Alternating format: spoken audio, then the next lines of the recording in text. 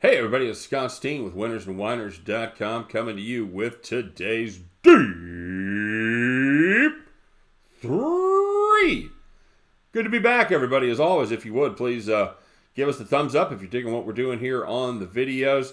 And if you haven't done so already, please consider subscribing to our YouTube channel, checking that box. Make sure you check the bell. That way you get notified each and every time we put up brand new content. And of course, don't forget to check out winnersandwhiners.com and statsalt.com for deep dives into every game going on in America every single day, regardless of the sport, football, basketball, pros, college. We got it all. Make sure that you stop by, check that out. It is an invaluable resource this time of year as the action comes fast and furious, especially in these college basketball tournaments. And of course, most importantly, we want to hear from you guys. Let us know what you're playing today. Got any part of the deep three? You tailing? You fading? I know there's a lot of games. You guys got stuff fired up on your own. Whatever it is, give us the heads up there in the comment section. Give us your best up to 5, whatever it is. We'll count the first 5 if you want to put more than that up to help out your fellow cappers. It's always appreciated.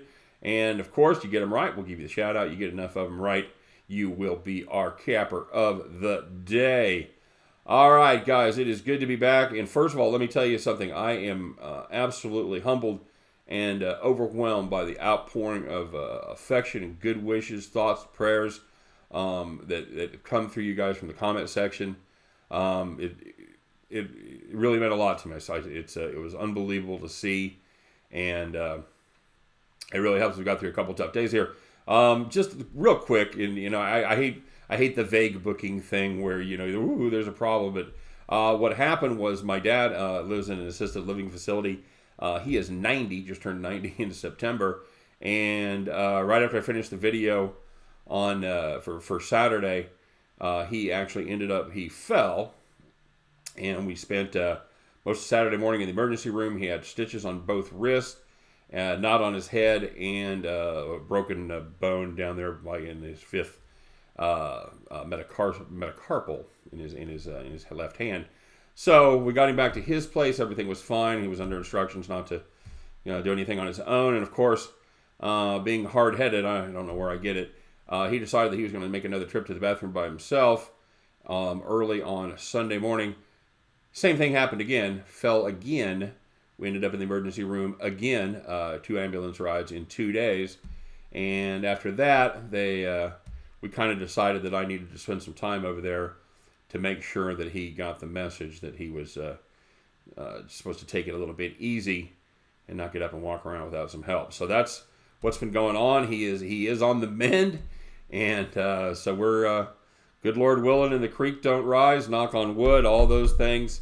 We're back on our regular schedule. So again, I can't thank you guys enough, man. It was unbelievable. I had my wife read it, and we actually both got tears in our eyes. It's very cool for cats that I've never really met, that we just kind of have our family here on through the YouTube channel, and you couldn't appreciate it more. So hat tip to you guys. You guys really are the best. So let's get to what we do here, man. There's a lot of action coming up this week, man. We got all these college basketball tournaments. We got the NFL triple header on Thursday. We got a little college football. We've got the Egg Bowl on Thursday. So, we'll be getting to that tomorrow. But first, let's take a look at a couple games here going on in the world of college, or the world of basketball in general, shall we? We're going to start off in the pros first, as the Minnesota Timberwolves travel to Texas to take on the San Antonio Spurs. Spurs, 2-point home favorite in this one. We're going to ride trends here, guys.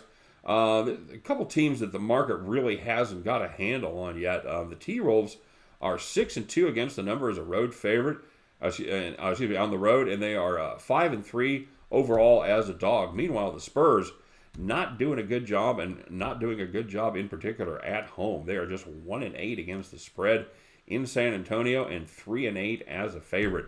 You know what? We're going to ride this one until the market adjusts. Give me the Minnesota Timberwolves +2 down there in San Antonio.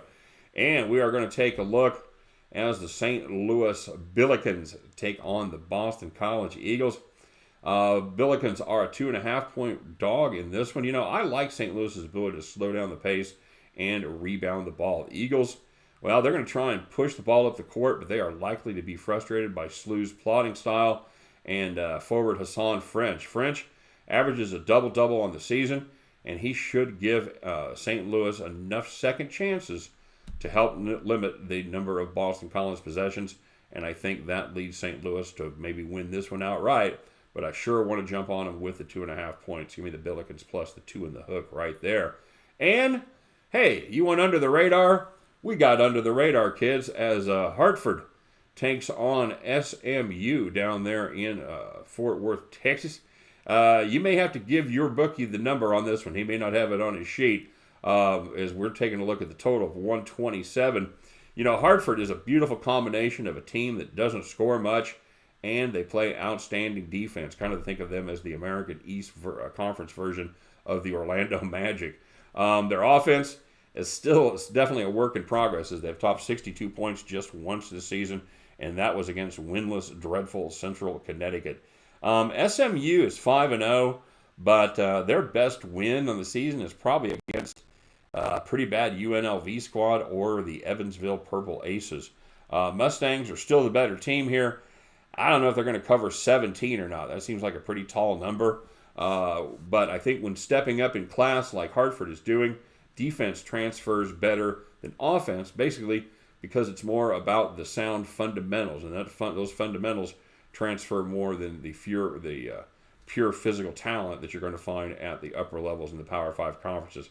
Hartford, they're still going to struggle to score, but I think the Hawks' defense is going to give the Ponies all they want for a lot of this game. I like the under right here very, very much. So we'll play the Hartford Hawks, SMU Mustangs under 127.